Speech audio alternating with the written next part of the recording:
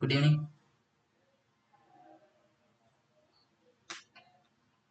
Good evening sir. Good evening.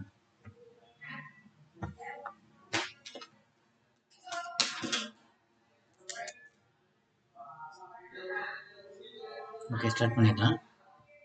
நம்ம நேற்று கடைசியா விடி சவர்கர் வரைக்கும் பார்த்துருந்தோம் இல்லையா?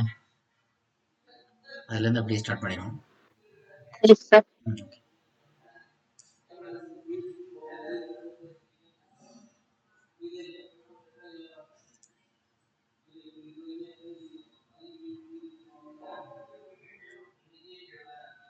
ஏஎம்டி ஜாக்சன் அப்படிங்கிறவர் ஆனந்த் லக்ஷ்மண் கான்கேர் அப்படிங்கிறவர் கொலை பண்ணிட்டாரு.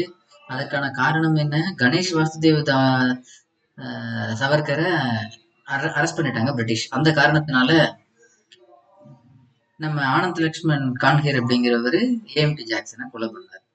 இப்போ இவருக்கு கன் எல்லாம் யாரு ப்ரொவைட் பண்ணது அப்படின்னா அது விடி சவர்கர் அப்படின்னு தகவல் தெரியுது. அப்புறம் லண்டன்ல இருக்கக்கூடிய நம்ம விடி சவர்கரையும் கைது பண்ணி அவரை அந்தமான் ஜெயிலுக்கு அனுப்பிடுறாங்க. சரியா? அப்போ ஓவராலா இதோட டைம்லைன் என்ன அப்படின்னா 1899 தொடங்கப்பட்டது மித்ரமேளா. அதோட பெயர் மாற்றப்பட்டது 1904. அப்புறம் 1906 காலகட்டத்துல லண்டனுக்கு போயிருந்தாரு நம்ம விடி சவர்கர். அங்க போய் ஷாம்ஜி கிருஷ்ணவர்மா, மேடம் பிகாஜி காமா, அப்புறம் மதன்லால் திங்ரா இவங்களோட எல்லாம் பழக்கம் வருது. அப்படி அங்க புரட்சிகர இயக்கத்துல ஈடுபட்டு இருக்கக்கூடிய நம்ம விடி சவர்கருக்கு இங்க ஒரு செய்தி வருது. என்ன அப்படின்னா AMT Jackson versus Anant Laxman Kanhere. அதன் மூலமா அரெஸ்ட் ஆகுது. ஓகேவா? இது புரிஞ்சது இல்லையா? அப்ப இது எல்லாமே எங்க இருந்து தொடங்குறது? 1899 மித்ரமேளால இருந்து. ஓகேவா? புரியுது இல்லைங்களா? ஹலோ. சரி, இப்போ மதன்லால் திங்ராவுக்கு தூக்கு கிடைச்சிருச்சு. அங்க கொலை பண்ணது யார? மதன்லால் திங்ரா கசன் வில்லிய கொலை பண்ணதுனால அவருக்கு தூக்கு தண்டனை கிடைச்சது. சரியா? இதுக்கு அடுத்து 1902 தொடங்கப்பட்ட ஒரு அமைப்பு தான் அனுஷிலான் சமிதி. அனுஷிலான் சமிதி அப்படிங்கிற அமைப்பு. இது தொடங்கப்பட்டது 1902. One second.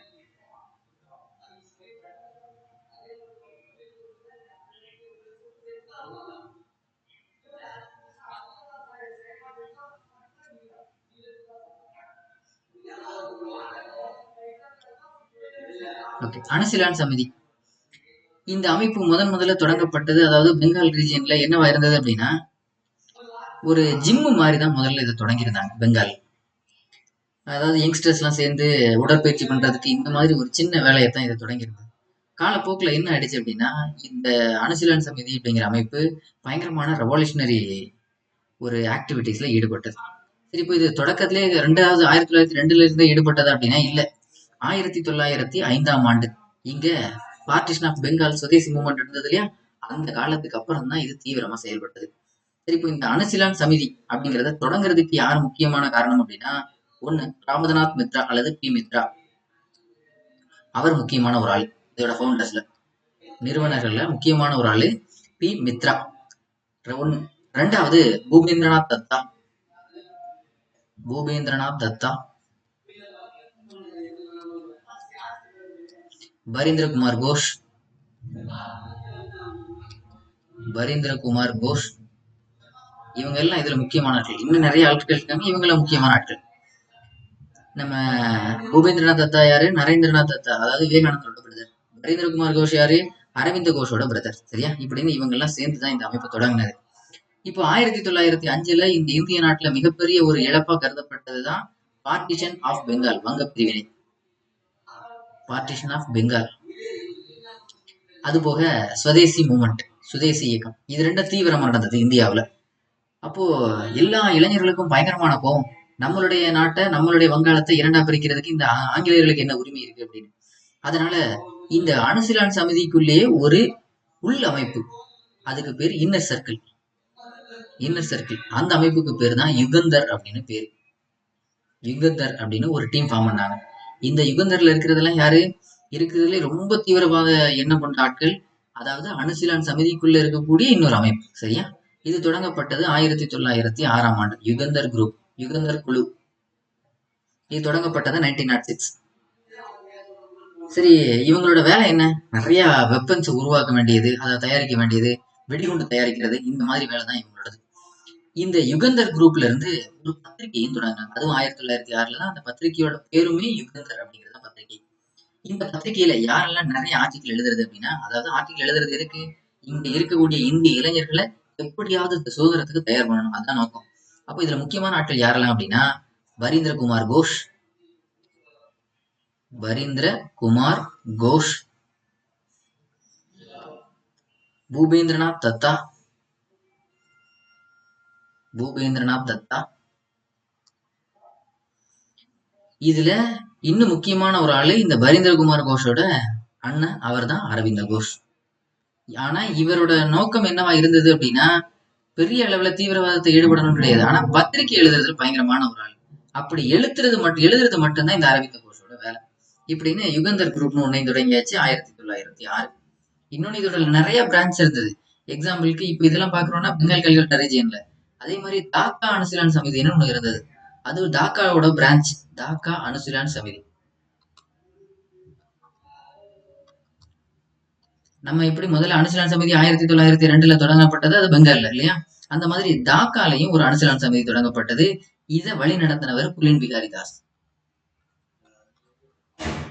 புலின் பிகாரி தாஸ் இவர் தாக்கா அனுசீலன் சமிதியை வழி நடத்தினவர். இப்படின்னு இதோட பிரான்ச் நிறைய இருந்தது. சரி, இப்போ இவங்களோட டார்கெட் என்ன? இந்த ஆங்கிலேயர்களை எப்படியாவது அட்டாக் பண்ணணும், கொலை பண்ணணும், இதுதான் அவங்களோட நோக்கம், வேற ஒண்ணுமே கிடையாது. அதுக்கு 2-3 முறை இங்க முக்கியமான ஆங்கிலேய அதிகாரி போகக்கூடிய ரயில்வே ட்ராக் எல்லாம் கவுத்து விட்டுறது, இந்த மாதிரி நிறைய ட்ரை பண்ணாங்க. ஆனா ஒண்ணுமே நடக்கல. கடைசியில என்ன ஆச்சு? இங்க பெங்கால் ரீஜியன்ல இருக்கக்கூடிய டக்ளஸ் கிங்ஸ்ஃபோர்ட் அப்படிங்கிற ஒரு மேஜிஸ்ட்ரேட், டக்ளஸ் கிங்ஸ்ஃபோர்ட், இவரு ஒரு மேஜிஸ்ட்ரேட், பெங்கால்ல இருக்கக்கூடிய ஒரு மேஜிஸ்ட்ரேட், நீதிபதி, மாவட்ட அளவுல இருக்கக்கூடிய ஒரு நீதிபதி மாதிரி. சரி, இந்த டக்ளஸ் கிங்ஸ்ஃபோர்ட் அப்படிங்கிறவர் என்ன பண்ணிட்டாரு, இங்க 1905 காலகட்டத்தில் நடக்கக்கூடிய partition of Bengal Swadeshi movement இருக்கு இல்லையா, இதுல ஈடுபட்ட மக்களுக்கு கொடுமையான தண்டனைகளை வழங்குறாரு. இதெல்லாம் பார்த்துட்டு இருக்கக்கூடிய இளைஞர்களால ஏத்துக்க முடியல. எப்படியாவது டக்ளஸ் கிங்ஸ்ஃபோர்ட கொலை பண்ணணும் அப்படின்னு. அதுக்கான ரெடி ஆட்களும் தயார் பண்ணியாச்சு. இந்த அனுசீலன் சமிதியில இருக்கக்கூடிய 2 முக்கியமான யங்ஸ்டர்ஸை தேர்ந்தெடுக்கிறாங்க. ஒண்ணு குதிராம் போஸ். இவங்க 2 பேருக்கு தான் இந்த டியூட்டி கொடுக்குறாங்க. டக்ளஸ் கிங்ஸ்ஃபோர்ட கொலை பண்றதுக்கான டியூட்டி யாருக்கு கொடுக்குறாங்க? குதிராம் போஸ். இன்னொன்னு பிரஃபுல்லா சாக்கி. 2 பேருக்கும் 18-19 வயசு தான். பிரஃபுல்லா சாக்கி இவங்க 2 பேருக்கு தான் கையில அந்த ப்ராஜெக்ட் கொடுத்தாச்சு. நீங்க 2 பேரும் இந்த டக்ளஸ் கிங்ஸ்ஃபோர்ட கொலை பண்ணணும் அப்படின்னு. 2 பேரும் பயங்கரமா வாட்ச் பண்ணிட்டு இருக்காங்க. தினம் வீட்டுல இருந்து கிளப்ல இருந்து வீடு போற இடமெல்லாம் வாட்ச் பண்ணியாச்சு. சரியான நேரம் பார்த்தாங்க. இந்த குதிராம்போசும் பிரஃபுல்லா சாக்கியும் வெடிகுண்டோட இறங்கியாச்சு. கடைசியில வெடிகுண்டும் எரிஞ்சாச்சு. ஆனா அதுல யார் மிஸ் ஆயிட்டா? டக்ளஸ் கிங்ஸ்ஃபோர்ட் எஸ்கேப் ஆயிட்டாரு. அதுக்கு பதிலா ஆங்கிலேய 2 பெண்கள் வந்து மாட்டிட்டாங்க. அப்போ டக்ளஸ் கிங்ஸ்ஃபோர்ட் எஸ்கேப். பெரிய அளவுல காயம் ஒண்ணும் இல்ல, அவரு தப்பிச்சிட்டாரு. கடைசியில நம்மளுடைய பிரிட்டிஷ் மேஜிஸ்ட்ரேட் மேலே வெடிகுண்டு எறிகிற அளவுக்கு தைரியம் வந்துருச்சான்னு பிரிட்டிஷ்காரங்க இந்த பிரஃபுல்லா சாக்கியும் குதிராம்போசையும் அரெஸ்ட் பண்ண முடிவு பண்ணாங்க. பிரஃபுல்லா சாக்கி அங்கேயே தன்னோட சூசைட் பண்ணிட்டார். அவர் அங்கேயே இறந்து போயிட்டார். ஆனா இந்த குதிராம்போஸ் மட்டும் அங்க இருந்து தப்பிச்சு போயிட்டார். குதிராம்போஸ் தப்பிச்சு போய் கொஞ்ச நாளுக்கு அப்புறம் இந்த பிரிட்டிஷ்காரங்க அவரை அரெஸ்ட் பண்ணிட்டாங்க. அரெஸ்ட் பண்ணி அவரை தூக்குலையும் போட்டுட்டாங்க. இவர் அந்த இடத்துல இறந்து போய் தன்னை கொலை பண்ணிட்டாரு, சூசைட் பண்ணிட்டாரு. யாரு? பிரஃபுல்லா சாக்கி. குதிராம்போஸ் மட்டும் 2-3 நாள் கழிஞ்சு அதுக்கப்புறம் ஆங்கிலேயர்களால் கைது செய்யப்பட்டு அவரையும் தூக்குல போட்டுட்டாங்க. இப்படின்னு மிகப்பெரிய ஒரு கேஸ் இந்த டக்ளஸ் கிங்ஸ்ஃபோர்ட கொலை பண்ணது. இது நடந்தது 1908. இந்த டக்ளஸ் கிங்ஸ்ஃபோர்ட கொலை பண்ணக்கூடிய இந்த கேஸுக்கு என்னெல்லாம் பேர் இருக்கு அப்படின்னா, 1908ஆம் ஆண்டு நடந்த இந்த இந்த வெடிகுண்டு வழக்குக்கு என்னென்னலாம் பேர் இருக்குன்னா, முசாஃபர்பூர் கான்ஸ்பிரசி கேஸ்,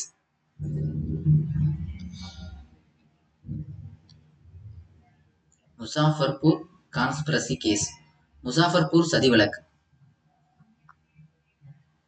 ஒண்ணு முசாஃபர்பூர் சதி வழக்கு. இது அந்த இடத்தோட பேர், எக்ஸாக்ட் லொகேஷன். 2வது மாணிக்டோலா பாம் கேஸ். மாணிக்டோலா பாம் கேஸ் இது எதனால அப்படின்னா, இவங்க தங்கி இருந்த அந்த வீடு இருக்கே, அந்த வீட்டோட பேர் தான் மாணிக்டோலா. அங்கதான் வெடிகுண்டெல்லாம் தயாரிச்சது. அதனால இந்த கேஸுக்கு இன்னொரு பேரு மாணிக்டோலா பாம் கேஸ். இன்னொன்னு அலிப்பூர் பாம் கேஸ். இவங்க எல்லாத்தையும் ஜெயில போட்டிருந்தது அலிப்பூர்ல தான். Alipore bomb case. இப்படின்னு இந்த 1908ஆம் ஆண்டு நடந்த இந்த வெடிகுண்டு வழக்குக்கு இவ்வளவு பெயர்கள் இருக்கு. அப்போ இதுல முக்கியமான நபரா யார் இருந்தா குதிராம் போஸும் பிரஃபுல்லா சாக்கியும். ஓகேவா? இது 1908. நம்ம இந்த உலாஸ்கர் தத்தா அப்படிங்கிறவரோட வரலாறை சொல்லியிருக்கோமா? ஹலோ ஹலோ, நான் பேசுறது கேக்குதுங்களா? யார் சார்? யார் கேக்குறீங்க சார்? சார்? உலாஸ்கர் தத்தா கதையை ஏற்கனவே சொல்லியிருக்கோமா? No sir. உலாஸ்கர் தத்தா இல்ல சார். No sir. ஓகே. சரி, இந்த கேஸ்ல ஈடுபட்ட ஒரு ஆள்ல இந்த உலாஸ்கர் தத்தா அப்படிங்கிறவரும் உண்டு. இந்த 1908ல நடந்த இந்த அலிப்பூர் பாம் கேஸ் இருக்கு இல்லையா, அதுல அந்த மனுஷனோட வரலாறு ரொம்ப கொடுமையானதா இருந்திருக்கு. என்னன்னா, இங்க முதல்ல அலிப்பூர் ஜெயில போட்டாச்சு. அங்கேயும் இவரு ரொம்ப முரட்டத்தனமான ஒரு ஆள். அதனால அங்க உள்ள இருக்க ஆளுக்குள்ளேயும் நிறைய சண்டை வருது. இன்னொன்னு தெளிவா சொல்லணும் அப்படின்னா, இந்த கேஸ்ல ஈடுபட்ட ஆட்களை ஜெயில போட்டாச்சு இல்லையா, அந்த ஜெயில போட்டதும் பிரிட்டிஷ்காரனோட கொடுமை தாங்காம இந்த ஒட்டுமொத்த குரூப்ல ஒரு சிலர் நாம பேசாம அப்ரூவரா மாறிடலாமே அப்படிங்கிற மைண்ட் செட்ல இருக்காங்க. இப்ப அப்ரூவரா மாறிட்டா என்ன ஆயிடும்? கேஸ் என்ன ஸ்ட்ராங் ஆயிடும், இருக்கக்கூடிய அத்தனை பேருக்கும் கொடூரமான தண்டனைகள் கிடைக்கும். அப்ப இவங்க எல்லாம் என்ன பண்ணியாச்சு, இந்த அப்ரூவர் ஆகணும்னு நினைச்சிருக்காங்க இல்லையா, அவங்கள கொலை பண்ணணும்னு முடிவு பண்ணிட்டாங்க. அதுக்காக வெளியில இருந்து இவங்களுக்கு நம்பிக்கையான நாட்கள்லாம் புத்தகம் கொண்டு வர்றாங்க. பெரிய தடிமனா இருக்கக்கூடிய புத்தகம். அந்த புத்தகத்துக்குள்ள நல்ல கரெக்டா வெட்டி எடுத்து அதுக்குள்ள துப்பாக்கி வச்சு கொண்டு வராங்க. அந்த துப்பாக்கி வச்சு இந்த யாரெல்லாம் அப்ரூவரை மாறணும்னு நினைச்சாங்களோ அவங்க எல்லாம் கொலை பண்றாங்க. இதெல்லாம் ஜெயிலுக்குள்ளே நடக்குது. இவ்வளவு கொடுமை பண்ண இந்த உலாஸ்கர் தத்தா மாதிரியான ஆட்களை இனிமேல இவங்களை வச்சிடக்கூடாதுன்னு சொல்லி இங்க இருந்து அந்தமான் சிறைக்கு கொண்டு போயிட்டாங்க. அந்தமான் சிறை எப்படிப்பட்டது அப்படின்னா, நாம இந்த காலாபாணி அல்லது சிறைச்சாலைன்னு ஒரு படம் வந்தது 1990கள்ல. பாத்திருக்கீங்களா? நம்ம தமிழ்நாட்டு நடிகரான பிரபுவும் மலையாள நடிகரான மோகன்லாலும் நடிச்சிருப்பாங்க. பாத்திருக்கீங்களா யாராவது காலாபாணி அல்லது சிறைச்சாலை அப்படிங்கிறது? அந்த திரைப்படத்துல அந்த அந்தமான் ஜெயில தான் காமிச்சிருப்பாங்க. அந்த அந்தமான் ஜெயில தான் இங்க இருந்து கொண்டு போன உலாஸ்கர் தத்தாவை வச்சிருந்தாங்க. பயங்கரமான கொடுமை. ரொம்ப உயரமான, இப்ப தீவு அந்தமான்றது ஒரு தீவு இல்லையா, அந்த தீவு இருக்குன்னா அங்கேயும் சில மலைக்குன்றுகள் இதெல்லாம் இருக்கும் இல்லையா, அங்க இருந்து கீழே இருந்து அங்க உப்பு நல்ல தண்ணி கிடைக்கிறதே கஷ்டம். ஏன்னா சுத்தி கடல உப்பு தண்ணி தான். இங்க இருந்து கப்பல்ல நல்ல தண்ணி போனாதான் உண்டு. அப்படி போன நல்ல தண்ணிய கீழே இருந்து இங்க உயரமான மலையில பிரிட்டிஷ்காரன் கோட்டையெல்லாம் கட்டி வச்சிருக்காங்க. அங்க கோட்டைக்கு தண்ணி கொண்டு போகணும். இவ்வளவு குணப்படுத்துறாங்க. அந்த உலாஸ்கர் தத்தா கொண்டு போறாரு. கடைசியில அவரால் முடியல. இதுக்கு மேல என்னால எந்த வேலையும் பார்க்க முடியாது அப்படின்னு பயங்கரமா எதிர்த்து நின்னாரு. பிரிட்டிஷ்காரன் அதுக்கு இன்னும் கொடுமையான ஒரு தண்டனை கொடுத்துட்டான். என்ன அப்படின்னா, இவ்வளவு நாள் உன்னை சுதந்திரமா வெளியில தண்ணி கொடுக்கறதான வச்சிருந்தோம், நீ இதையே முடியாதுன்னு சொல்றே அப்படின்ட்டு ஒரு சின்ன ரூம், அதுல யாருமே கிடையாது, அவர் மட்டும்தான். அதுல இங்க இருந்து ஒரு பிளேட்ல சாப்பாடு போகும். அதுல அதே பிளேட்ல தான் அவருக்கு சாப்பாடு, பாத்ரூம் போறது எல்லாம் ஒரே பிளேட். இப்படின்னு பயங்கரமா குடும்பப்படுத்தினாங்க. இன்னொன்னு, அந்தமான் சிறையில அந்த காலகட்டத்துல தொடங்கும் போதே மின்சாரம் எல்லாம் கிடையாது. அப்போ இங்க இருந்து பேட்டரி எல்லாம் கண்டுபிடிச்சாச்சு. மின்சாரம் அந்தமான் சிறைக்கு போகுது. அது முதல்ல என்ன பண்றாங்கன்னா, கரண்ட் வருதா இல்லையான்னு நம்ம எப்படி செக் பண்ணுவோம்? ஒரு ஃபேனை போட்டு லைட்டை போட்டு. ஆனா பிரிட்டிஷ்காரன் என்ன பண்ணிருக்கான், கரண்ட் வருதா இல்லையான்னு செக் பண்றதுக்கு இந்தியர்களோட உடம்புல வச்சு பார்த்திருக்கான். இப்படியே முதல்ல அங்க ஏற்கனவே ஒரு சின்ன பையனை ட்ரை பண்ணி இந்தியர் தான் அவரு கோமா ஸ்டேஜுக்கு போயிட்டாரு. அடுத்து கியூல யார் நிக்கிறா அப்படின்னா நம்ம உலாஸ்கர் தத்தா. இந்த உலாஸ்கர் தத்தாவுக்கும் வச்சு பயங்கரமான ஒரு கோமா ஸ்டேஜுக்கு போற அளவுக்கு மைண்ட் ஒரு மாதிரி ஆயிடுச்சு. இதுக்கு மேல இருந்த பிரச்சனை பெருசாயிரும் அப்படின்னு சொல்லி அவர் அங்க இருந்து மெட்ராஸ் ஜெயிலுக்கு மாத்தினாங்க. மெட்ராஸ் ஜெயில இருக்கும்போது ஓரளவுக்கு கொஞ்சம் கொஞ்சமா மனசு தேறி, அதாவது கொஞ்சம் கிட்டத்தட்ட மென்டலி ரொம்ப டிஸ்டர்ப் ஆயிட்டார். அப்படியெல்லாம் மனசு தேறி வந்து இங்கேயும் தமிழ்லாம் ஓரளவு கத்துக்கிட்டு, இதுக்கு இடையில என்ன கதை அப்படின்னா, அவர் ஜெயிலுக்கு போனது 1908. இவர் எந்தெந்த போராட்டத்துல ஈடுபட்டு ஜெயில போயிருக்காருன்னா, 1905ல இருந்து சுதேசி மூவ்மெண்ட், பார்ட்டிஷன் ஆஃப் பெங்கால் இதுல எல்லாம் ஈடுபட்டு போயிருக்காரு. இந்த சுதேசி மூவ்மெண்ட்டுக்கான முக்கியமான ஒரு தலைவர் யார் அப்படின்னா, போராடினதுல பிபின் சந்திரபால்னு ஒருத்தர் இருக்கிறார். பிபின் சந்திரபால் பயங்கரமான ஒரு பேச்சாளர். நம்ம ஏற்கனவே பார்த்திருப்போம் யூனிட் 6ல. அந்த பிபின் சந்திரபாலும் இங்க போராடினவர், இவரும் போராடினவர். இந்த பிபின் சந்திரபாலுக்கு ஒரு மகள் இருந்தது. அந்த மகளும் இந்த 1905 காலகட்டத்துல போராடினாங்க. அப்படி போராட்ட காலகட்டத்துல தான் பிபின் சந்திரபாலோட மகளுக்கும் இந்த உலாஸ்கர் தத்தாவுக்கும் கொஞ்சம் ஒரு காதல் ஏற்பட்டது. இந்த உலாஸ்கர் தத்தா இப்போ இப்படி போராட்ட காலத்துல சந்திச்ச இந்த காதல் 1908ஆம் ஆண்டு உலாஸ்கர் தத்தா ஜெயிலுக்கு போயிட்டாரு. ஜெயிலுக்கு போனதும் அங்க இருந்து அந்தமான்ல இருந்து மெட்ராஸ் வந்தாச்சு. மெட்ராஸ்ல இருந்து இப்போ ஓரளவுக்கு குணமாயிடுச்சு. கடைசியா அவர் நல்ல சாப்பாடுன்னு சாப்பிட்டது 1908. இப்ப 12 வருடங்கள் ஆயிடுச்சு. 1920 அவர் புக் எழுதியிருக்காரு 12 வருடங்கள் அப்படின்னு. இப்ப 1920 எல்லாம் முடிஞ்சு போச்சு. மெட்ராஸ்ல இருந்து அவருடைய ஊரான கல்கட்டாவை கொண்டு போறாங்க, அவரை ரிலீஸ் பண்ண போறாங்கன்னு செய்தி வந்தாச்சு. வெளியில தயாராயிட்டாரு. பயங்கரமான சந்தோஷம். ஏன்னா மறுநாள் இந்த புது நம்மளுடைய தேசத்தை பார்க்க போறோம். பேரண்ட் எல்லாத்தையும் பார்க்க போறோம். இன்னொன்னு முக்கியமானது, அன்னைக்கு லவ் பண்ணிட்டு போயிருந்த அந்த பொண்ணு வரும் அப்படின்னு பயங்கரமான கனவோட நிக்கிறாரு. ரிலீஸ் பண்றாங்க. வெளியில வந்து பார்த்தா அவங்க அம்மா அப்பா நிக்கிறாங்க. அந்த பொண்ணு யாருமே இல்லை. உடனே வந்து என்ன ஏதுன்னு கேட்கும்போது தான் தெரிஞ்சது, அந்த பொண்ணுக்கு திருமணமாகி அது பாம்பேல இருக்கு அப்படின்னு. எப்படி நம்ம இவ்வளவு தூரம் சொல்லியும் அது திருமணம் முடிஞ்சது அப்படின்னு பயங்கரமான கொஸ்டின் மார்க். அப்புறம் ஒரு நாள் இவர் பாம்பேக்கு போய் சந்திச்சாரு. சந்திச்ச போது தான் சொன்னாங்க, நான் பலமுறை உங்களுக்கு அந்தமான் ஜெயில இருக்கும்போது கடிதம் எழுதினேன். ஆனா ஒரு கடிதத்துக்கும் பதில் வரவே இல்லை. அப்போதான் ஒருவேளை நீங்க உயிரோட இருக்கீங்களா இல்லையான்னு கூட எங்களுக்கு தெரியாம போயிடுச்சு அப்படின்னு. அப்போ அவ்வளவு கடிதம் வந்ததையுமே பிரிட்டிஷ்காரங்க உலாஸ்கர் தத்தாட்ட காட்டவே இல்லை. சரி இதுக்கு மேல என்ன பண்றது அப்படின்னு திரும்பியும் பாம்பேக்கு வந்த கல்கட்டாக்கு வந்தாரு. அந்த அடுத்த போராட்டங்கள்ல ஈடுபட்டாரு. இப்படியே தன்னுடைய வாழ்க்கையை சுதந்திர போராட்டத்துக்கு மட்டுமே கழிச்சிட்டு இருந்த உலாஸ்கர் தத்தா 1947ஆம் வருடம் இந்தியாவும் பாகிஸ்தானும் தனித்தனியா பிரிஞ்சது. இவ்வளவு நாள் போராடினது இந்த தேசம் ரெட்டா பிரியறதுக்கு தானே அப்படின்னு பயங்கரமான மனசு கஷ்டம். சரி எப்படியோ ஒரு வழியா இந்த இந்திய நாடு ஆங்கிலேயனோட பிடியில இருந்து சுதந்திரம் அடைந்தது அப்படிங்கிற ஒரு சந்தோஷம். இந்த சந்தோஷ செய்தியோட அடுத்த ஒரு செய்தி என்ன வருது அப்படின்னா, நம்ம இவர் திருமணம் முடிக்க நினைச்சிருந்த அவங்களுடைய காதலி கொஞ்ச நாள் வருடங்களுக்கு முன்னாடி காதலியோட கணவர் இறந்து போயிட்டாரு. இப்ப காதலி தனியா தான் அவங்களுடைய பாம்பேல வாழ்ந்துட்டு இருக்காங்க அப்படின்னு. உடனே இங்க இருந்து 47 போனாரு, பாம்பேக்கு போனாரு. திரும்பியும் அந்த பொண்ணை பார்த்து பேசி திருமணம் முடிச்சு கடைசியில நம்ம நார்த் இந்தியாவுல இருக்கக்கூடிய அந்த சிம்லா மாதிரியான ஒரு குளிர் பிரதேசங்கள்ல அங்கேயே வாழ்ந்து அகதிகள் மாதிரி வரக்கூடிய மக்கள் இருப்பாங்க இல்லையா, அவங்களுக்கு ஆசிரியர்களா 2 பேரும் பணிபுரிஞ்சு 1960 காலகட்டத்துல இறந்தும் போயிட்டாரு இந்த உலாஸ்கர் தத்தா. அதனால இந்த சுதந்திர போராட்ட வரலாறு பயங்கரமான வரலாறு கொண்டது. இந்த 1908 கேஸ்ல இந்த உலாஸ்கர் தத்தாவும் ஒரு ஆள். சரியா? இப்படி நடந்ததுதான் Alipore bomb case, Maniktala bomb case அல்லது முசாஃபர்பூர் கான்ஸ்பிரசி கேஸ் அப்படின்னு பேர். ஓகேவா? இதெல்லாம் யாரு? இந்த அணுசலான் சமிதியை சேர்ந்தவர்கள். ஓகேவா? புரிஞ்சுதா? ஓகே அடுத்தது ஓகே அடுத்தது டெல்லி லாகூர் கான்ஸ்பிரசி கேஸ். டெல்லி லாகூர் கான்ஸ்பிரசி கேஸ். டெல்லி லாகூர் சதி வழக்கு. சரி இந்த டெல்லி லாகூர் சதி வழக்கு அப்படிங்கிறது என்னன்னா, நம்மளுடைய அதாவது பிரிட்டிஷ் இங்க ரூல் பண்ணிட்டு இருக்கும்போது 1911ஆம் ஆண்டு வரைக்கும் இங்க நம்மளுடைய ஹெட் குவார்ட்டர் அல்லது கேபிட்டல் தலைநகரமா இருந்தது கல்கட்டா. 1911 தான் கல்கட்டாங்கிறது கேபிட்டல்ல மாறி டெல்லிக்கு வந்தது. டெல்லி தான் இனிமே தலைநகர் அப்படின்னு முடிவெடுத்தாச்சு. அப்ப இவ்வளவு நாள் கல்கட்டா இருந்தது, இப்போ டெல்லி முடிவெடுத்தாச்சு. சரி இந்த டெல்லி புது தலைநகரமா உருவாகி இருக்கும். உடனே வைஸ்ராய்க்கு பயங்கரமான வரவேற்பு நடக்குது டெல்லியில. டெல்லியில சாந்தினி சவுக் அப்படிங்கிற இடம். சாந்தினி சவுக் அப்படிங்கிற இடத்துலதான் பெரிய வரவேற்பு. யானை மேல வராரு. யாரு? அப்போ வைஸ்ராய் இருந்த லார்ட் ஹார்டிங். தமிழ்ல ஹார்டிங். இவரு வைஸ்ராயா இருக்கிறவரு. இவர் வராரு யானை மேல வராரு. வரும்போதே என்ன சட்டம்லாம் போடப்பட்டது அப்படின்னா, அங்க பெரிய பெரிய கட்டிடங்கள் இதெல்லாம் இருக்கு டெல்லியில. அந்த கட்டிடத்து மேல யாரும் ஏறக்கூடாது. ஏன்னா இவர் வர்றாரு, உயரமான யானையில வர்றாரு. யாருமே நிக்க கூடாது. ஏன்னா ஒரு பயம், இந்த இந்தியர்கள் ஏதாவது செஞ்சிருவாங்க அப்படின்னு. அதனால யாரும் உயரமான கட்டிடங்கள்ல எதுலையுமே நிக்க கூடாது அப்படின்னு பயங்கரமான சட்ட திட்டங்கள்லாம் போட்டுதான் இவர் வராரு. இவர் வந்ததுமே இவரை கொலை பண்ணணும்னு முடிவு பண்ணிட்டாங்க நம்ம இந்தியர்கள். அப்படி யாரெல்லாம் முடிவு பண்ணது அப்படின்னா, முக்கியமான ஒரு தலைவர் ராஷ் பிஹாரி போஸ். இந்த போஸ்னு பேர் வச்சாலே பயங்கரமான வீரம் தான். அப்படிப்பட்டவரால் தான் இந்த ராஸ் பிஹாரி போஸ். இவர் ஒண்ணு. அடுத்து Basant Kumar Biswas. Basant Kumar Biswas. Basant Kumar Biswas. Amirchand. Sir voice break ஆகுது சார். பிரேக் ஆகுதா?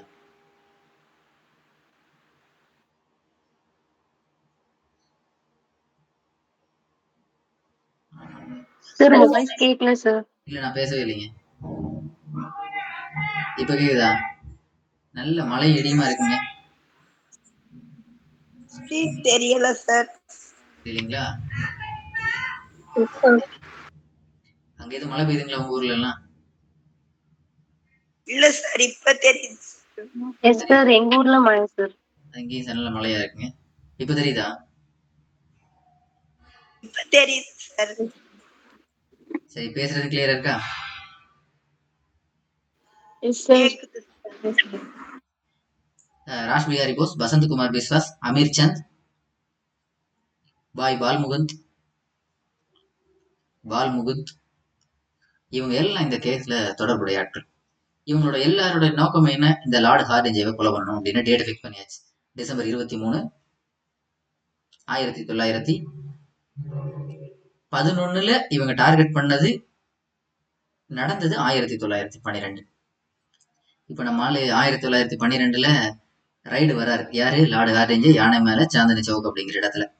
இவங்க ஆணா இருந்தா தானே இவங்க ஒருவேளை வைஸ்ராயை கொலை பண்ண வந்திருக்கலாம்னு ஒரு நம்பிக்கை வரும். இவங்க எல்லாம் முஸ்லீமோட உடை அணிஞ்சு பெரிய வால் கிளாக் இருக்குது. அன்னைக்கு அந்த காலகட்டத்துல எல்லாம் உயரமான இடத்துல எல்லா இடத்தையும் கிளாக் இருக்கும். இன்னைக்கு அதெல்லாம் மாறி போச்சு. அப்ப அவ்வளவு பெரிய வால் கிளாக்கு பின்னாடி ஒளிஞ்சிருக்காங்க. நல்லா குண்டுக்குள்ள வெடிகுண்டு எல்லாம் தயாரிச்சு வச்சு அதுக்குள்ள நிறைய ஆணி பிளேடுன்னு போட்டு வச்சிருக்காங்க. அங்க இருந்து வெடிகுண்டு எரிஞ்சாச்சு. எரிஞ்சது என்னாச்சு? இந்த யானை மேல இருந்த லார்டு ஹார்டிஞ்சே கீழே விழுந்துட்டாரு. அவர் கூட வந்த யானை பாகனுக்கு மட்டும்தான் பயங்கரமான அடி. அப்போ லார்டு ஹார்டிஞ்சேவை இதை கொலை பண்ணணும்னு முடிவு பண்ணாங்க. ஆனா வைஸ்ராய் எஸ்கேப், அவர் தப்பிச்சிட்டாரு. வைஸ்ராய்க்கு ஒரு சில காயங்களோட அவரு தப்பிச்சிட்டாரு. அவருக்கு எந்த பிரச்சனையும் இல்லை. One second.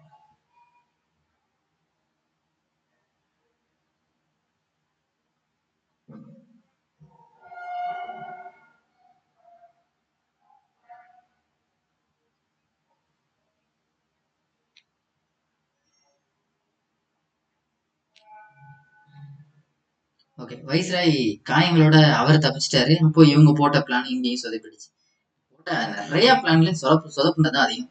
இப்ப கடைசியில இந்த பசந்தகுமார் பிஸ்வாஸ், அமிர்சந்த், பால்முகுந்த் இவங்களுக்கு எல்லாம் கொடூரமான தண்டனைகளும் பிற்காலத்துல தண்டனைகளும் தூக்கு தண்டனையும் கிடைச்சது. ஆனா இந்த ராஸ்பிகாரி போஸ் மட்டும் 1914 வரைக்கும் இந்தியாவில தான் இருந்தாரு. மறைமுகமான வாழ்க்கை.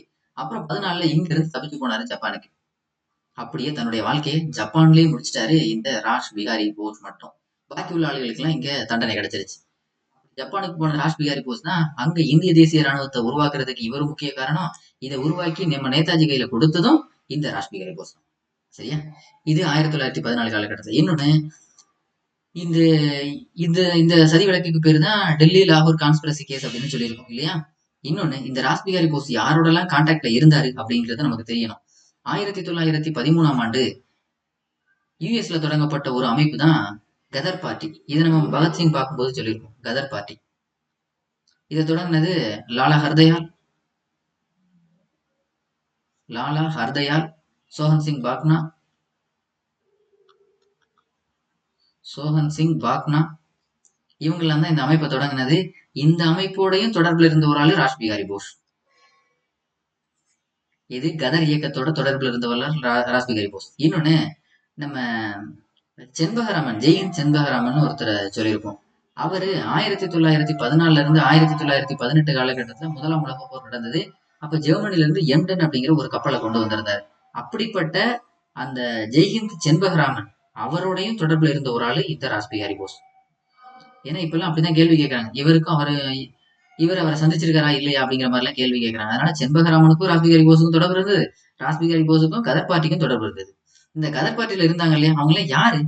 எல்லாம் இங்க நம்ம பஞ்சாப்ல இருந்து இடம்பெயர்ந்த ஆட்கள் தான். பஞ்சாப் மைக்ரன்ஸ், பஞ்சாபிஸ் தான். கதர் பார்ட்டியில இருந்த மெஜாரிட்டி ஆட்கள் யாரு? பஞ்சாபிஸ். சரியா? இப்படின்னு டெல்லி லாகூர் சதி வழக்கு அப்படிங்கிறது 1912 காலகட்டத்தில் நடந்தது. அடுத்து நம்ம ஏற்கனவே பகத்சிங் பார்க்கும்போது சொல்லியிருப்போம். Hindustan Republican association 1924, Hindustan socialistic Republican association 1928. இது ஞாபகம் இருக்குங்களா? இது ரெண்டும் ஞாபகம் இருக்கு. இதே காலகட்டம் இதுக்கு இடையில நம்ம ஒண்ணு பார்த்திருப்போம் இல்லையா, காகோரி ட்ரெயின் ராபரி, அதுவும் 1925. இதுல நம்ம ஏற்கனவே பார்த்திருக்கிறது. ஞாபகம் இருக்குல்ல இதெல்லாம்? சரி, அடுத்து நம்ம பார்க்க வேண்டியது Kanpur conspiracy case. Kanpur conspiracy case இது நடந்தது 1924. இந்த கான்பூர் சதி வழக்கு அப்படிங்கிறது என்ன அப்படின்னா 25. கான்பூர் சதி வழக்கு அப்படிங்கிறது என்ன அப்படின்னா, ஏற்கனவே நம்ம 18+1 கிரேட் ரிவோல்ட் காலகட்டத்தை ஒண்ணு பார்த்திருப்போம். அது கான்பூர் படுகொலை. அது வேற, இது வேற. இந்த கான்பூர் சதி வழக்கு அப்படிங்கிறது என்னன்னா 1920ஆம் ஆண்டு, அதாவது இன்னும் சிம்பிளா சொல்லணும்னா 1917 ரஷ்ய புரட்சி நடந்தது. அப்போ அங்க கம்யூனிசம் அப்படிங்கிறது உருவெடுத்தது. அந்த கம்யூனிசம் உலகளாவுல நிறுவப்பட்டது 1920. அப்படிப்பட்ட கம்யூனிசம் ஒருபோது இந்தியாவுக்குள்ள வந்துடக்கூடாதுன்னு பயங்கர தீவிரம் இருந்தாங்க பிரிட்டிஷ்காரங்க. ஏன்னா கம்யூனிசத்தோட கொள்கை என்ன? அவ்வளவு பெரிய நாட்டையே கம்யூனிசம் திருப்பி போட்டிருக்கு. ஏன்னா கம்யூனிசம் அப்படிங்கிறது இடதுசாரிகள் யாரு? பாமர மக்கள். பாமர மக்களுக்கு ஆதரவா நிக்கிறது தானே இடதுசாரி. அப்படிப்பட்ட கம்யூனிசம் ஒருபோது இந்தியாவுக்குள்ள வந்துடக்கூடாது. ஏன்னா பிரிட்டிஷோட எண்ணமே என்ன? கேபிட்டலிஸ்ட். அப்போ முதலாளித்துவத்தை ஆதரிக்கிறதும் அதுதான் ஆங்கிலேயருடைய நோக்கம். ஒருவேளை இங்க பாமர மக்களுக்கு ஆதரவா இடதுசாரி இயக்கங்கள் உள்ள வந்துருச்சுன்னா பிரிட்டிஷால ரூல் பண்ண முடியாது. மக்கள் விழிப்புணர்வு அடைஞ்சிருவாங்க. அதனால பிரிட்டிஷ்காரங்க என்ன பண்ணாங்க? கம்யூனிஸ்ட் அப்படிங்கிற ஒரு பேப்பர்ல எழுதினா கூட அதை உள்ள விடுறது இல்லை இந்தியாவுக்குள்ள. அவ்வளவு கவனமா இருந்தாங்க இந்த பிரிட்டிஷ்காரங்க. இப்போ 1925ல இங்க கான்பூர்ல நம்மளுடைய கம்யூனிஸ்ட் பார்ட்டி ஆஃப் இந்தியா அப்படிங்கறதே தொடங்கப்பட்டது 1925ல. இதெல்லாம் பார்த்ததுக்கு அப்புறம் பிரிட்டிஷால ஏத்துக்கவே முடியல. இந்த கம்யூனிஸ்ட் சிந்தனைகள் கொண்ட யாரா இருந்தாலும் சரி, ஏதாவது சிறு வேலைகள் செஞ்சாலும் சரி, இந்த கான்பூர்ல பேரை வச்சு அவங்க எல்லாத்தையும் ஜெயில போட்டுருவாங்க.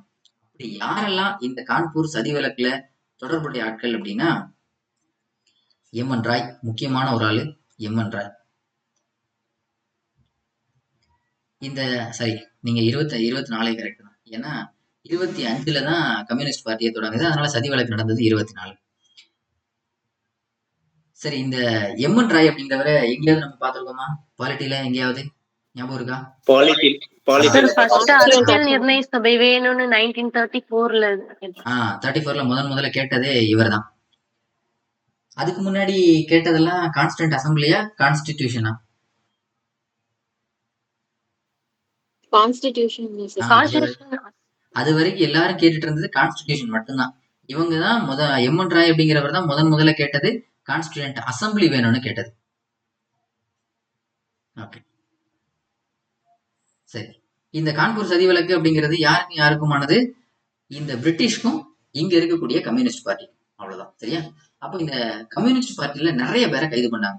அதுல இந்த கம்யூனிசம்ன்ற ஒரு இயக்கத்தையே தொடங்கினவர் எம்.என். ராய். அப்புறம் முசாஃபர் அகமத், எஸ்.ஏ. டாங்கே,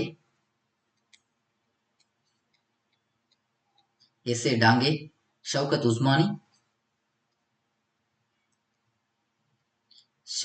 உஸ்மானி, இவங்க எல்லாரையும் இந்த கான்பூர் சதி வழக்கின் கீழே கைது பண்ணி சிறையில போட்டாச்சு. அப்புறம் இந்த எம்.என். ராய், அப்புறம் இதுல முக்கியமானவர்கள் நம்ம ஆளு தமிழ்நாட்டை சேர்ந்த சிங்காரவேலர். அவரும் முக்கியமானவர்கள். சிங்காரவேலர் இப்படின்னு இவங்க எல்லாத்தையும் சிறையில போட்டாச்சு.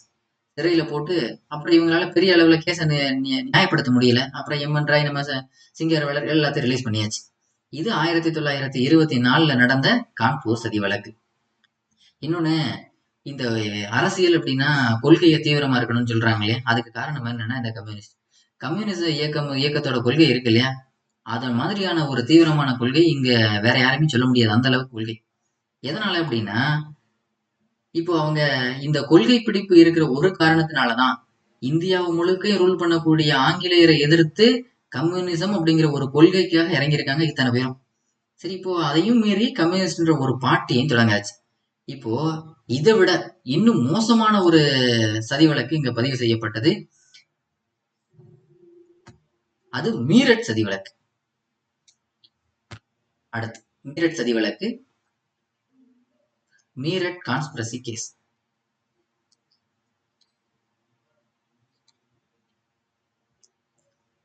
இது நடந்தது 1929. சரி, கான்பூர் சதி வழக்கும் மீரட் சதி வழக்கும் என்ன பெரிய வித்தியாசம் அப்படின்னு கேட்டா, இதுவும் பிரிட்டிஷ் வெர்சஸ் கம்யூனிஸ்ட் தான், அதுவும் பிரிட்டிஷ் வெர்சஸ் கம்யூனிஸ்ட் தான்.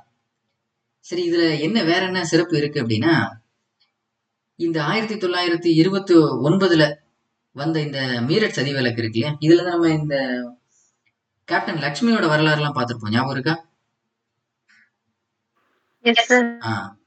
அந்த கேப்டன் லக்ஷ்மி யாருக்கு பாதுகாப்பு கொடுத்திருந்தாங்கன்னு பார்த்திருப்போம். சுஹாசினி யாரு? நம்ம சரோஜினி நாயுடோட சிஸ்டர். அப்படிப்பட்ட இந்த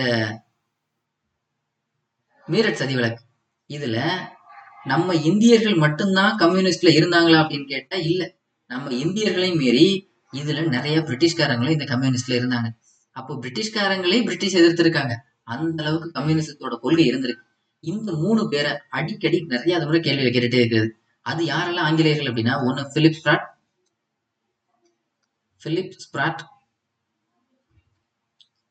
பென் பிராட்லி, ஹட்சின்சன். இவங்க 3 பேர் ஆங்கிலேயர்கள் தான். ஆனாலும் இந்த கம்யூனிசம் அப்படிங்கிறது இந்த உலகத்துக்கே சரியானது அப்படின்னு சொல்லி இந்த பிரிட்டிஷ் சாம்ராஜ்யத்தை எதிர்த்ததுல இந்த கம்யூனிஸ்ட்ல ஆங்கிலேயர்களும் 3 பேர்.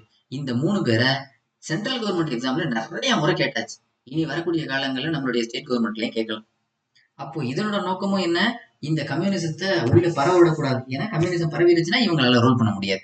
அதுக்காகத்தான் இந்த கம்யூனிஸ்ட் வர்சஸ் பிரிட்டிஷ் அப்படின்னு நடந்தது. இதுல நிறைய பேரை ஜெயிலே போட்டாங்க. இது 1929ஆம் ஆண்டு நடந்த மீரட் சதி வழக்கு. இது நடந்துட்டே இருந்தது காலங்காலமா. நிறைய ஆட்களை கம்யூனிஸ்ட் பேசுற ஆட்கள். ஏன்னா நம்ம 1933 தான் சுகாசினிக்கு பாதுகாப்பு கொடுத்தது கேப்டன் லட்சுமின்னு பார்த்திருப்போம். அப்போ அது வரைக்குமே இந்த கேஸ் நடந்துட்டே தான் இருந்தது. யாரெல்லாம் கம்யூனிஸ்ட் ரிலேட்டடா பேசிட்டே இருக்காங்களோ அவங்களுக்கு எல்லாம் ஜெயில் அப்படிங்கிறதா. சரியா? அப்போ இந்த கான்பூர் சதி வழக்கும் மீரட் சதி வழக்கு ரெண்டுமே கம்யூனிஸ்ட் வர்சஸ் பிரிட்டிஷ் அப்படிங்கிறதா. ஓகேவா? இப்படின்னு இங்க இந்தியாவில் நடந்த கான்ஸ்பிரசி கேசஸ் தான் இவ்வளவு. இதுக்கிடையில இன்னும் நம்ம தெரிஞ்சுக்க வேண்டியது என்ன அப்படின்னா, இங்க 1897 இந்த சப்பேக்கர் பிரதர்ஸோட கொலை, அவங்க WC ராண்டா கொலை பண்ணாங்க அப்படின்னு பார்த்திருப்போம் இல்லையா? சப்பேக்கர் பிரதர்ஸ். இது நம்ம பாலகங்காதர திலகர் காலகட்டத்திலேயே பார்த்திருப்போம், சப்பேக்கர் பிரதர்ஸ். சரி, இப்போ என்ன ஆச்சு அப்படின்னா 1897 அவங்க கொலை பண்ணியாச்சு. இந்த காலகட்டத்துல எதனால பிளேக் நோய் பரவுனுச்சு, அந்த பரவுறத கட்டுப்படுத்த முடியல. அப்போ நம்ம ஆட்களை கொலை பண்ணிட்டாங்க பிரிட்டிஷ்காரங்க. அதை எதிர்த்து அந்த சப்பேக்கர் பிரதர்ஸ், தாமோதர் சப்பேக்கர், வாசுதேவ் சப்பேக்கர், பாலகிருஷ்ணா இவங்க எல்லாம் சேர்ந்துதான் இதை கொலை பண்ணது. இந்த பிளேக் நோய் பயங்கரமா பரவுனது. இந்த பிளேக் நோயை மக்கள் படக்கூடிய கஷ்டத்தை பார்த்துட்டு மக்களுக்கு உதவுனது யார் அப்படின்னா மேடம் பிகாஜி காமா. இவங்க தான் ரொம்ப ஹெல்ப் பண்ணியிருப்பாங்க. கடைசியில என்ன ஆச்சு, இந்த அம்மாவுக்கு அந்த நோய் வந்துடும். உடனே இவங்க அந்த ட்ரீட்மெண்ட்டுக்காக லண்டனுக்கு போனாங்க. 1902 காலகட்டத்துல வென்ட் டு லண்டன். இங்க லண்டனுக்கு போன காலகட்டத்துல தான் அங்க இவங்களுக்கு கிடைச்ச நட்பு தான் ஷியாம்ஜி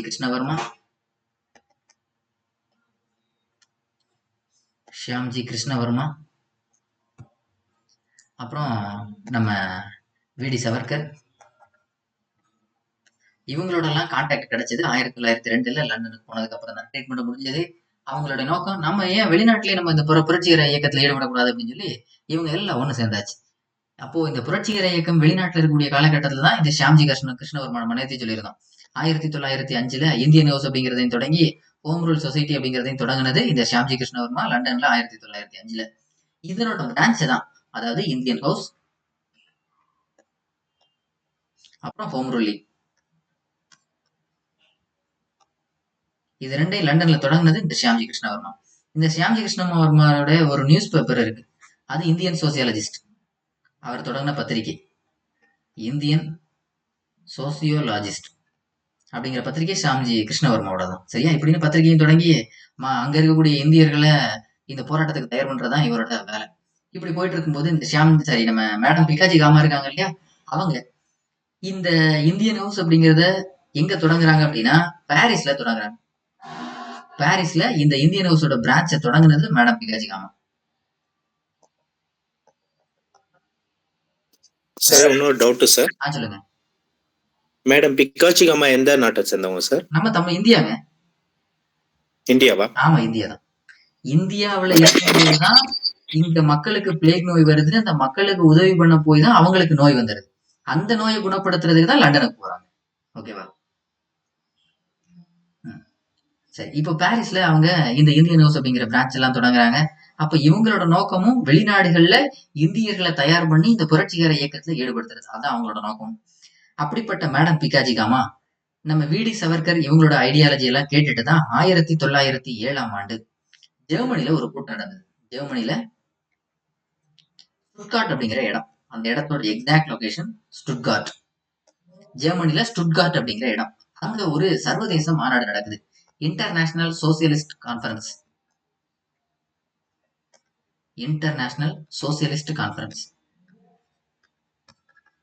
சர்வதேச சமுதாய மாநாடு.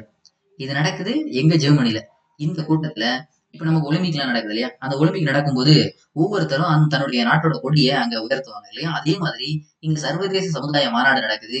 அங்க இந்தியா சார்பா நம்ம மேடம் பிகாஜி காமா போறாங்க. அப்ப நம்ம கொடி வேணும் இல்லையா? அப்பதான் இந்த வீடி சவர்கர் இவங்களோட ஐடியாவெல்லாம் கேட்டுதான் அன்னைக்கு நம்மளுடைய ட்ரைகலர் பிளாக் முதல்ல இந்தியாவை விடுத்து அந்நிய மண்ணில் பறந்தது முதல்ல 1907 தான். ட்ரைகலர் பிளாக் ஹோஸ்டட் முதல்ல இன் ஃபாரின் சைட், அந்நிய மண்ணில் முதலில் இந்திய தேசிய கொடி பறக்க விட்டது இந்த மேடம் பிகாஜி காமா தான். அதுக்கு இந்த இந்து சார்பா நமக்கு ரெட் கலரும், அதாவது காவி நிறமும், நம்ம முஸ்லீம் சார்பா கிரீனும், அப்புறம் எல்லோ, அதுல வந்தே மாதரம் அப்படிங்கிற வார்த்தை, இதெல்லாம் சேர்ந்துதான் அன்னைக்கு கொடியா இருந்திருக்கு. இது ஃபாரின் சைட்ல முதல்ல ஏத்துனது நம்ம மேடம் பிகாஜி காமா தான். 1907 ஜெர்மனில ஸ்டுட்கார்ட் அப்படிங்கிற இடம். என்ன மாநாடு? இன்டர்நேஷனல் சோசியலிஸ்ட் மாநாடு. சரியா? சர்வதேச சமுதாய மாநாடு. இது 1907. அப்ப மேடம் பிகாஜி காமாவும் பயங்கரமா போராடி இருக்காங்க. அது போக இந்த மேடம் பிகாஜி காமா தொடங்கின இன்னொரு பத்திரிகை என்ன அப்படின்னா வந்தே மாதரம். அது ஒண்ணு. இதே வந்தே மாதரம் அப்படிங்கிற பத்திரிகையை நம்ம இந்தியாவில வேற யார் தொடங்கி இருக்கிறது அப்படின்னா பிபின் சந்திரபால். அவரும் இந்த பத்திரிகை தொடங்கி இருந்தார். வந்தே மாதரம் அப்படிங்கிற பேர்ல பிபின் சந்திரபாலும் பத்திரிகை தொடங்கி இருந்தார் இந்தியாவில. இது வெளிநாடுகளில் தொடங்கப்பட்ட பத்திரிகை வந்தே மாதரம். அதை தொடங்கினது யாரு? மேடம் பிகாஜி காமா. இது போக நம்ம மதன்லால் திங்ரா அப்படிங்கிறவரை நேற்று கதையில பார்த்திருந்தோம் இல்லையா? அவரை 1909 கர்சன் வெளியே கொலை பண்ண ஒரு காரணத்துக்காக அவருக்கு தூக்கு தண்டனை கிடைச்சது. அவரோட ஞாபகார்த்தமா ஒரு பத்திரிகை தொடங்கப்பட்டது, மதன்ஸ் தல்வார் அப்படிங்கிற பத்திரிகை. இதுல மேடம் பிகாஜி காமாவும் ஒன் ஆஃப் தி ஃபவுண்டர். அதுக்காக அவங்க மட்டும்தான் இல்ல, அதுல இன்னும் யாரு இருந்ததுன்னா வீரேந்திரநாத் சட்டோபாத்யாய் அவர்லாம் இருந்தாரு. வீரேந்திரநாத் சட்டோபாத்யாய் பயங்கர இடிமின்னலா இருக்கு. இதை மட்டும் எப்படி முடிச்சிருவோம். வீரேந்திரநாத் சட்டோபாத்யாய் அப்படிங்கிறவரும் இதுல one of the founder. Madam Bhikaji காமாவும் ஒன் ஆஃப் தி ஃபவுண்டர் இந்த மதன் செல்வார்ல. சரியா? இப்படின்னு 1907 ஸ்டுட்கார்ட்ல கொடியேற்றியாச்சு. அது போக பத்திரிகை தொடங்கப்பட்டது. இதெல்லாம் 1910 தான். ஏன்னா 9 மதன்லால் திங்ரா இறக்குறாரு. 1909 எண்டு 10 காலகட்டத்துல தான் இந்த மதன் செல்வர் அப்படிங்கிற பத்திரிகை எல்லாம் தொடங்கப்பட்டது. அடுத்து முக்கியமான ஒரு ஆள் யார் அப்படின்னா 1914 அடுத்து முக்கியமா நம்ம தெரிஞ்சுக்க வேண்டியது, நம்ம எல்லாரும் நினைச்சிட்டு இருக்கோம் நம்ம நாடு சுதந்திரம் அடைஞ்சது எப்போனா 1947 சொல்றோம் இல்லையா? அதுக்கு முன்னாடி நேதாஜி 1943 சிங்கப்பூர்ல இந்திய சுதந்திரம் அடைஞ்சிருச்சு, சுதந்திர இந்தியாவின் முதல் அதிபர்னு அவர் அறிவிச்சார். இதுக்கெல்லாம் முன்னாடி 1914 காலகட்டத்திலேயே இந்தியா சுதந்திரம் அடைஞ்சிருச்சுன்னு தனி இந்திய அரசாங்கத்தை நிறுவியிருக்காங்க. அது எங்க அப்படின்னா ஆப்கானிஸ்தான்ல. அப்போ இங்க இருந்த ஆட்சியில இருந்த ஒரு மன்னர் சிங், அவர் பேரு மகேந்திர பிரதாப் சிங் அப்படிங்கிறவர். மகேந்திர பிரதாப் சிங் அப்படிங்கிற ஒரு மன்னர். இந்த மன்னரோட தலைமையில தான் ஆட்சி அமைஞ்சிருக்கு ஆப்கானிஸ்தான்ல. இவரு மகேந்திர பிரதாப் சிங் முஸ்லீம் கிடையாது. அப்போ இந்த சிங்கோட தலைமையில ஆட்சி நடந்திருக்கு. இதை நடத்தி காட்டுனது யார் அப்படின்னா எம்பிடி ஆச்சாரியா. அதுக்காக இவர் மட்டுமா நிறைய தலைவர்கள் இருந்தாங்க. இதுல கூட முக்கியமா இன்னொருத்தர் இருந்தது யாருன்னா செண்பகராமன். அப்ப நம்ம நாட்டுக்கு முதல்ல அந்நிய மண்ல சுதந்திர இந்தியா அப்படிங்கிற ஒரு அரசாங்கத்தை உருவாக்குனது யாருன்னு கேட்டா எம்பிடி ஆச்சாரியா. யார் தலைமையில உருவானதுன்னு கேட்டா மகேந்திர பிரதாப் சிங். சரியா? கேள்வி ரொம்ப முக்கியம். இது வரைக்கும் கேட்டது கிடையாது. இனி வரக்கூடிய காலங்கள்ல கேட்கலாம்.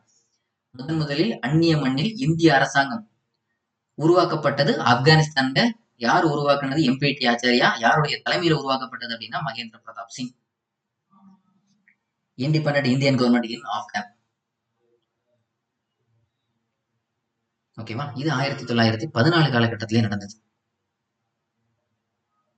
இப்படின்னு இங்க ரெவல்யூஷனரி ஆக்டிவிட்டிஸ் அப்படிங்கிறது இந்தியாவில 1908 தொடங்கினது. கடைசியா 1931 பகத்சிங்கோட இறப்பு இந்த புரட்சிகர இயக்கங்களுக்கெல்லாம் ஒரு முடிவு கட்டினது. அதுக்கப்புறம் பெரிய அளவுல இந்த புரட்சிகர இயக்கங்கள் செயல்படல. ஏன்னா நம்ம ஆட்களுமே அரசியலை நோக்கி தீவிரமா நகர்ந்துட்டாங்க. அப்ப நம்மளுடைய ஒட்டுமொத்த வாழ்வியலும் அப்படியே தலைகீழா மாறிடுச்சு. ஆங்கிலேயர்கிட்ட எப்படியாவது கெஞ்சியாவது சுதந்திரம் வாங்கணும்னு. அப்புறம் ஒரு 10 வருஷம் கழிச்சுதான் நம்ம நேதாஜி தன்னுடைய வழியை திருப்பினாரு. இன்னும் புரட்சிகரம் தான் சரி அப்படின்னு நாடு விட்டு நாடு போய் படை திரட்டி இந்தியாவுக்கு வந்தாரு. வந்த காரணம் கடைசியில அது நிறைவேறாமலே போயிடுச்சு. சரியா? இதுதான் ரெவல்யூஷனரி டெரரிசம் அப்படிங்கிறது. 1908க்கு அப்புறம் தான் நடந்ததுன்னு நம்ம வரலாற்றை படிக்கிறோம். ஆனா அதற்கான அமைப்புகள் தொடங்கப்பட்டது 1899 மித்தமேல 1902ல அணிசிலான் சமிதி. இதெல்லாம் வேகம் எடுக்கிறதுக்கு முக்கிய காரணம் எந்த பாயிண்ட் அப்படின்னா 1905ல பிரிட்டிஷ்காரன் பண்ணின பார்ட்டிஷன் ஆஃப் பெங்காலும் அதனால நாம தொடங்கின சுதேசி மூவ்மெண்ட் தான் இந்த இயக்கங்களுக்கு எல்லாம் இன்னும் தீவிரமா வலு கொடுத்தது. ஓகேவா? இதுதான் ரெவல்யூஷனரி டெரரிசம். சார் சொல்லுங்க. கொஞ்சம் கீழே ஸ்லைடு காட்டுங்க சார். இதுங்களா? ஆமா சார். ஓகே, எழுதுங்க.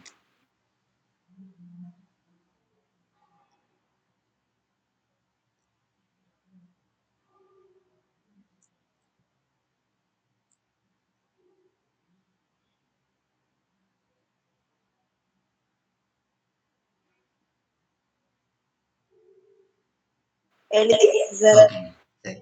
இதோட ரெவல்யூஷனரி டெரரிசம் அப்படிங்கிறது முடிஞ்சது. இனி நாம அடுத்து பார்க்க வேண்டியதெல்லாம் பாலிட்டி சாப்டர் தான். சரியா?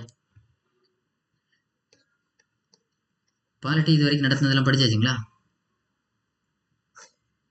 பாலிட்டி இது வரைக்கும் நடத்தினதெல்லாம் படிச்சாச்சுங்களா? Yes sir. ஓகே, சரி. பாலிட்டி ரிலேட்டடாக கொஸ்டின் கேட்டுட்டு அப்புறம் இன்னைக்கு இந்த செஷனை வைண்ட் அப் பண்ணிடுவோம். மண்டேலேருந்து நம்ம பாலிட்டி கொண்டு போயிடலாம். சரியா? அடுத்த பத்மநாபன் காயத்ரி மேம், உங்களுக்கு தான் ஃபர்ஸ்ட் கொஸ்டின்.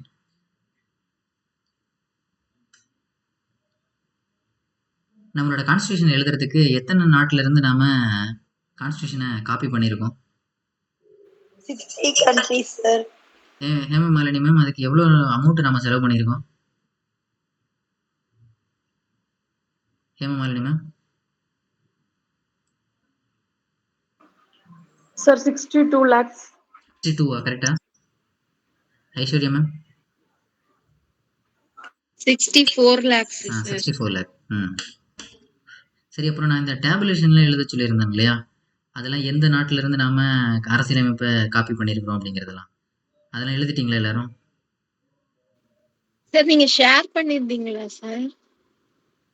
இல்லைங்க, நம்ம எந்த நாட்டில இருந்து எந்த கான்ஸ்டியூஷன் எழுதியிருக்கோன்றத நம்ம ஸ்கூல் புக்ல பார்த்து நான் டேபிள ஃபாலோ பண்ண சொல்லியிருந்தேன்.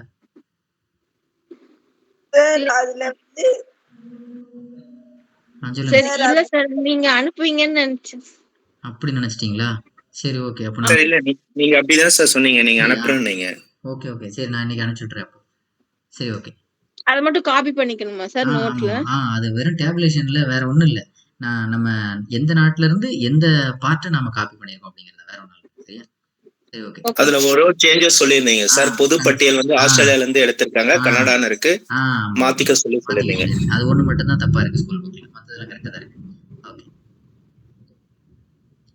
சரி. அடுத்து ஐஸ்வர்யா மேம், உங்களுக்கான क्वेश्चन. நம்ம கான்ஸ்டியூண்ட் அசெம்பிளியோட சிம்பல் என்னவா இருந்ததுங்க? Elephant sir. ஓகே. அடுத்து கொடிசன் சார். நம்ம கான்ஸ்டியூஷனை எழுதுறதுக்கு மொத்தம் 389 பேர் தேவைப்பட்டது, 389. அதுல பிரின்ஸ்லி ஸ்டேட்ஸோட கவுண்ட் எவ்வளோ?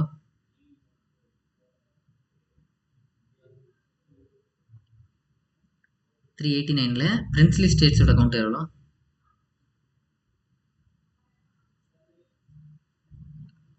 கொடிசன் சார். 296 சார். இல்ல, பிரின்ஸ்லி ஸ்டேட்டோட மட்டும் கேக்குறேன். அது 93. 93. அடுத்து முத்துலட்சுமி மேம், உங்களுக்கானது. இப்போ அந்த 389ல நமக்கு முதல் கூட்டம் நடந்தது இல்லையா, அதுல எவ்வளவு பேர் கலந்துக்கிட்டாங்க முத்துலட்சுமி மேம்? 240. 240யா? அவ்வளவு பேர் கலந்துக்கிட்டாங்களா? 211. 211. சுபாசினி மேம், கடைசி மீட்டிங்ல எவ்வளவு பேர் கலந்துக்கிட்டாங்க?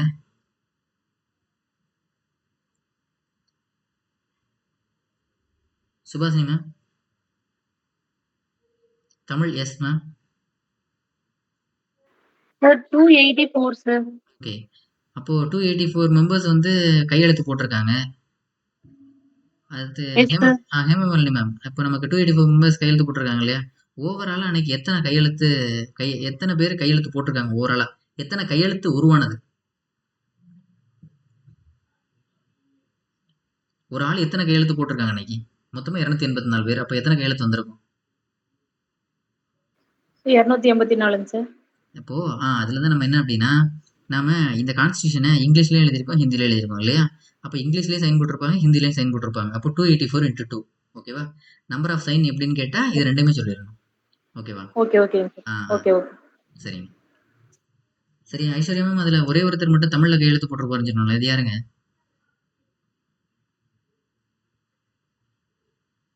ஐஸ்வர்யா மேம், சார் தெரியலைங்க சார். கோடீஸ்வரன் சார், நான் அப்ப இல்ல. Okay. Muthulakshmi ma'am, Tamil yes ma'am. சொல்லுங்க. Sir Veerabahu sir, Veerabahu. வீரபாகு. வீரபாகு அப்படிங்கிறவர் மட்டும்தான் தமிழ்ல கையெழுத்து போட்டது. சரி, 1946ல நம்மளுடைய கான்ஸ்டியூண்ட் அசம்பிளி உருவாக்கிட்டோம் இல்லையா? அந்த நேரத்துல நம்மளுடைய காங்கிரஸோட பிரசிடென்ட் இருந்தது யாரு? யார் வேணாலும் சொல்லுங்க. JB Kripalani sir. JB Kripalani. JB Kripalani. Okay. எந்த சட்டத்தின் மூலமா இந்த வைஸ்ராய் அப்படிங்கிற டைட்டிலை எபோலிஷ் பண்ணது? இந்தியன் 1858. Indian independence. 1858 அப்படிங்கிறது அதுவரை கவர்னர் ஜெனரல் ஆஃப் இந்தியா அப்படிங்கிற பதவி தான் நம்ம வைஸ்ராய்னு மாத்தணும். இங்க வைஸ்ராய் அப்படிங்கிற பட்டத்தை தான் நம்ம திரும்பியும் கவர்னர் ஜெனரல் மாத்தணும். அது இந்தியன் இண்டிபெண்டன்ஸ் ஆக்ட் 1947. ஓகே. இந்த கான்ஸ்டியூண்ட் அசம்பிளி உருவாக்குறது சரி. இந்த கான்ஸ்டியூண்ட் அசம்பிளி நம்ம சொல்றோம் இல்லையா, அது சாவரின் பாடியா? சாவரின் வர்த்தக சொன்னோம் நேத்து. கான்ஸ்டியூண்ட் அசம்பிளி சாவரின் பாடியா? இல்ல சார். ஏன்னா எதனால? மாத்திக்கலாம். எப்பனாலும் மாத்திக்கலாம். நம்மளுக்கு தேவையானதை இன்க்ளூட் பண்ணிக்கலாம், தேவையில்லாத எடுத்துடலாம். இன்னொன்னு என்ன அப்படின்னா, இதுக்கு அரசியல்ல சரி இந்த சட்ட நிபுணர் எல்லாம் சொல்லக்கூடிய ஒரு காரணம் என்னவா இருந்ததுன்னா, நாமளே சொல்றோம் சாவரின் அப்படின்னா வேற யாரும் தலையிடக்கூடாது அப்படின்னு. அப்போ இதை உருவாக்குனதே யாரு? பிரிட்டிஷ்காரங்க. அப்போ உருவாக்குனதுலயே அவங்களோட பங்கு இருக்கும்போது அது எப்படி சாவரின் அப்படிங்கறதும் ஒரு கொஸ்டின் இருக்கு. சரியா? அது இல்லாம நம்ம வெளிநாட்டுல இருந்தா சார் எடுத்திருக்காங்க, அதனால ஒருத்தரும் சொல்ல முடியாது சாவரின் படி. ஆமா, அதனுடைய இன்ஃப்ளூயன்ஸ் உள்ள இருக்கு இல்லையா? ஆமா. சரி, இனி அடுத்து நாம பார்க்க வேண்டியது பிரியாம்பிள் அப்படின்னா என்னன்னு பார்த்துட்டு நம்ம 1 by 1 ஒவ்வொரு ஆர்டிகிளா பார்க்கலாம். சரியா? ஓகே. இது வரைக்கும் இந்த வாரத்துல இப்போ பார்த்திருக்க வரைக்கும் நம்ம கான்ஸ்டியூஷனும் சரி, அதாவது பாலிட்டியும் சரி, அது போக இப்போ நடந்த ரெவல்யூஷனரி டெரரிசம் இதையும் படிச்சுங்க. இந்த வாரம் வேற என்ன நடந்ததுங்க? ஆப்டிடியூட் நடந்தது இல்லையா? அந்த ஆப்டிடியூடையும் சேர்த்து படிச்சிருங்க. ஆப்டிடியூட் இது வரைக்கும் என்னென்ன டாபிக்லாம் முடிஞ்சிருக்கு sir? Simple interest, compound interest முடிச்சிருக்காங்க சார். ஓகே. பர்சன்டேஜ் முடிச்சாங்க சார். ஆவரேஜ் முடிஞ்சது. இப்போ ரேஷியோ அண்ட் ப்ரொபோர்ஷன். ஓகே. சரிங்க. சரி, இந்த ஆப்டிடியூடும் சரி, ஆப்டிடியூட் இது வரைக்கும் நடந்ததையும் பார்த்துருங்க. அது போக இப்போ ரெவல்யூஷனரி டெரரிசம் ப்ளஸ் நம்ம பாலிட்டி. சரியா? இது எல்லாத்தையும் படிச்சிருங்க இந்த வாரம். ஓகேவா சார்? ஒரு டவுட் சார். கேளுங்க மேம். பொலிட்டிக்கல் சயின்ஸ் 12th புக்ல சார் அந்த வரைவு குழுவின் 7 உறுப்பினர்கள் கொடுத்திருக்காங்க சார். அதுல வந்து ஜூகல் கிஷோர் கண்ணா, கேவல் கிருஷ்ணான்னு 2 பேரு கொடுத்திருக்காங்க சார். இதுல 12th பொலிட்டிக்கல் சயின்ஸா? Yes sir. சரி, நான் வேணா செக் பண்றேன். ஆனா இந்த மாதிரி பேரை நான் வேற எங்க லட்சுமிகாந்த்ல எங்கேயும் பார்க்கல. ஆனா லட்சுமிகாந்த் சார் நானும் இது வரைக்கும் கேள்விப்படல சார். ஆனா இந்த புக்ல வந்து இந்த 7 பேர்னு சொல்லி அவங்க 7 பேரோட போட்டோ போட்டே கொடுத்திருக்காங்க சார். அதுல இந்த 2 பேர் மட்டும் டிஃபரெண்டா இருக்கு சார். சரி, நான் ஒரு முறை இதுக்கு செக் பண்றேனே, பாத்துக்கிறேன். ஓகே. நான் ஸ்கிரீன்ஷாட் உங்களுக்கு ஷேர் பண்றேன் சார். ஓகே. நான் ஃபாலோ பண்றதெல்லாம் லட்சுமிகாந்த் தான். ஏன்னா நம்ம ஸ்கூல்ல சில நேரம் சில டேட்டாவை தப்பாவும் கொடுத்துட்றாங்க. இதோ நம்ம டேபுலேஷன்ல சொன்னோம் இல்லையா, கன்கரண்ட் லிஸ்ட், அதுவே பிரச்சனையா தான் இருந்தது. சரி, ஓகே. நான் அதே ஒரு முறை ஸ்கிரீன்ஷாட் எடுக்கும், நானும் அந்த புக் வரும் பாக்குறேன். ஓகேவா? ஓகே. எல்லாரும் நல்லபடியா படிங்க. நம்ம டெஸ்ட் டிஸ்கஷன்ல மீட் பண்ணுவோம். ஓகே. நன்றி. Thank you sir. Thank you sir. நன்றி சார்.